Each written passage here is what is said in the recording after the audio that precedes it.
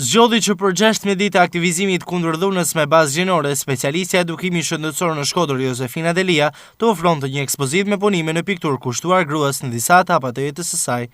Punimet janë të këvesh gruaja në disa stade të jetës së saj, pra të fillu nga fëminia, nga rinia e saj, momenti që martohet dhe si duhet jetë martesë, deri në momentin që ajo plaket dhe ajo dora që nuk të lëshon kur deri në fund të jetës. Si imagjinoj pra një marrëdhënie mes një gruaje dhe një bashkëshorti, pra nuk ishte vetëm gruaja në themel, ishte familja në total, pra që nga shtatzaninja sa rëndësishme në jetën e një gruas, për kujdesi që ai duhet marrin e tjerë këto. Delia thotë se ndjente obligim të realizonte një ekspozitë të tillë në këtë periudhë. Jam specialiste në edukim shëndetësor dhe tukan se jam edhe artiste njëkohësisht dhe kam bashkangjitur shumë bashkë punën me pasionin. Dhe institucionit tem i kam dhuru këtë ekspozitë në kuadër të 16 ditëve të aktivizmit kundër dhunës ndaj grave, për arsye sepse është një ekspozitë ku nëpërmjet artit, e cila është gjua më humane në botë, ne mund të shprehim